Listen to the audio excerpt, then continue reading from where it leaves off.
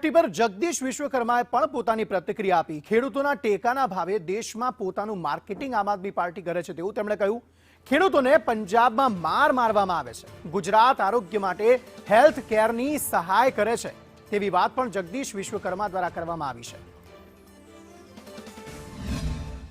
પંજાબની અંદર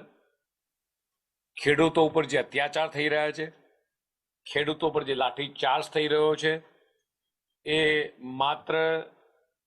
પંજાબના ખેડૂતોએ જોયો છે એવું નહીં, આખા દેશના મીડિયાના માધ્યમથી દેશની 140 કરોડ જનતાએ જોયો છે કે ભગવત માન આપના મુખ્યમંત્રી,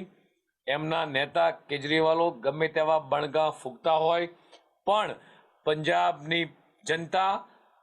ત્રસ્ત ત્રાહિમામ છે અને ખેડૂતોના ટેકાના ભાવની ખરીદીના રૂપિયાથી એ દેશની અંદર